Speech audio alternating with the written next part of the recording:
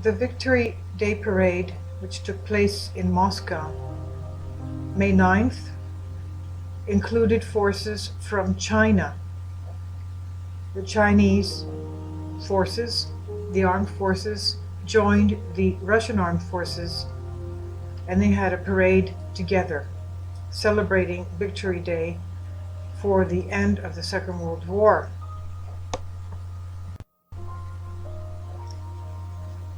This is an article dated July 4th. What does it mean? Sorchefol article. China warns Russia that state of war now exists with the United States.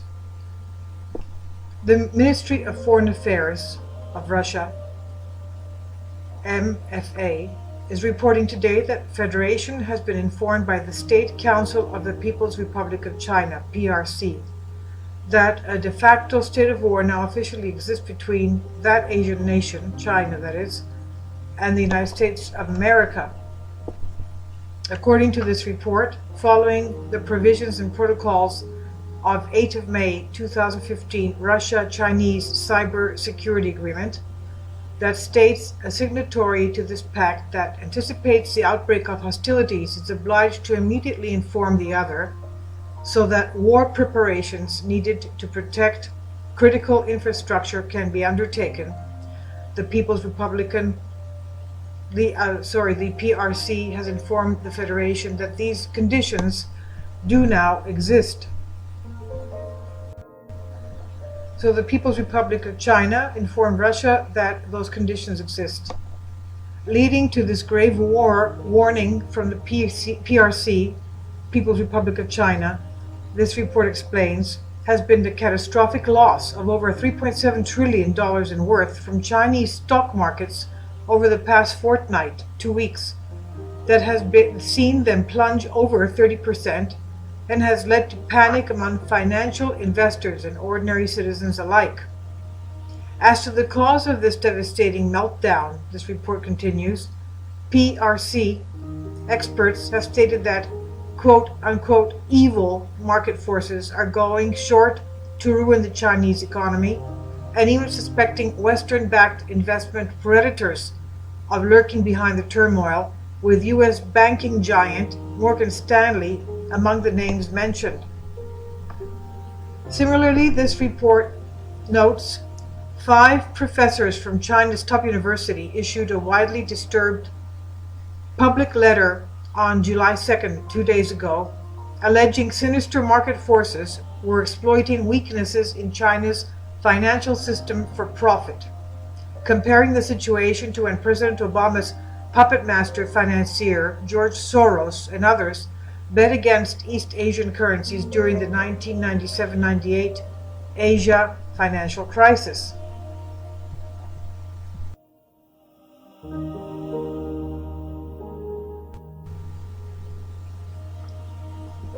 To what precipitated this devastating Obama regime-led financial attack upon the People's Republic of China, the Ministry of Foreign Affairs of Russia experts in this report say, was detailed early last month by the Washington Post news service, who in part said, quote, hackers working for the Chinese state breached the computer system of the Office of Personnel Management in December, U.S. officials said Thursday, June 4th, and the agency will notify about 4 million current and former federal employees that their personnel data may have been compromised.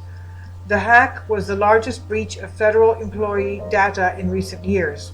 It was the second major intrusion of the same agency by China in less than a year, and the second significant foreign breach into U.S. government networks in recent years, end quote.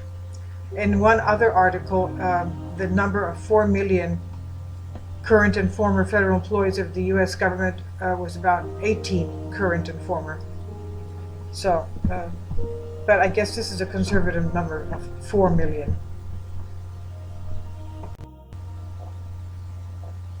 As to the wisdom of the Obama regime attacking the PRC's financial markets in retaliation for their alleged hacking of U.S. government servers, this report continues, it appears to be both juvenile and ill-timed, as China, with its holding of over nearly $4 trillion in foreign reserves, compared with the United States of $121 billion,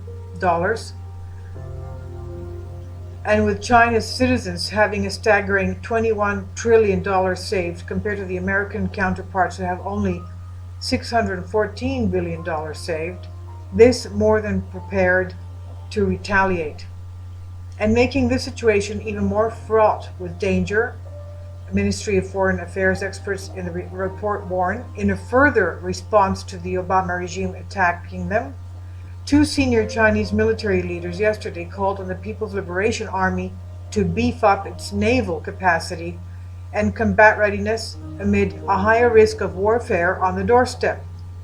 In a 5,000-word article published yesterday in the People's Daily, the Communist paper's flagship newspaper, General Chai Ying-ting, commander of the People Liberation Army Nanjing Military Area Command, and his political commissar, General Zhen Weiping, warned that the PLA should learn lessons from the war with Japan that ended 70 years ago.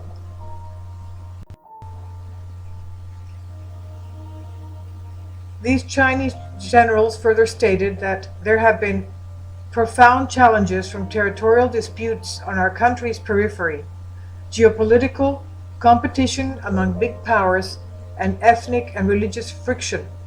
Tensions in surrounding hotspots are also on the rise, and the risk of chaos and warfare on our doorstep has increased. We should be more vigilant and put combat preparedness at the front of our minds." End quote. To how the Obama regime is responding or preparing for war with China, however, this report notes, World War III is now the hot news with Pentagon brass, as the Wall Street Journal just reviewed The Ghost Fleet by Peter Singer and August Cole. Singer, one of the United States' preeminent futurists, is now walking the Pentagon halls with an ominous warning for America's military leaders. World War III with China is coming, he says. In fact, Singer warns, even America's advanced new F-35 fighter jets may be blown from the sky by their Chinese-made microchips, and Chinese hackers easily could worm their way into the military's secret intelligence service, and the Chinese army may one day occupy Hawaii. Speculation? No. The Wall Street Journal's Dion Neiselblum reminded readers that Chinese hackers have already got into White House computers, defense industry plans, and millions of secret U.S. government files.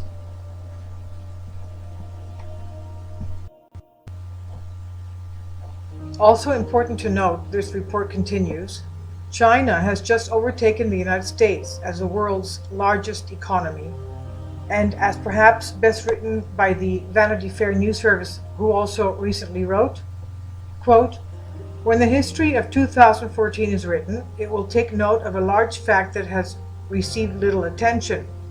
2014 was the last year in which the United States could claim to be the world's biggest economic power.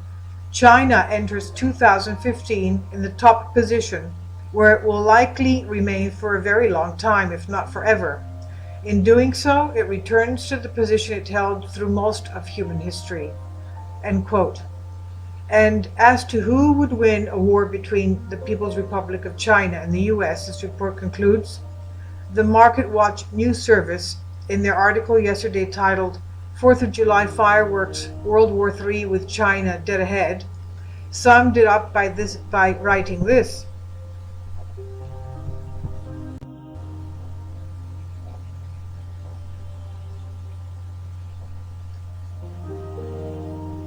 Quote, "When RAND released a report in 2000 describing the potential outcome of a Sino-American conflict over Taiwan, the United States won the war handily.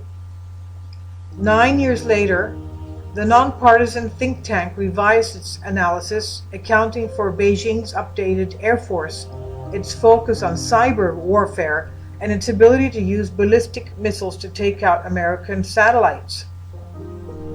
RAND's 2009 conclusion is this: The United States would ultimately lose an air war, and an overall conflict would be more difficult and costly than many had imagined.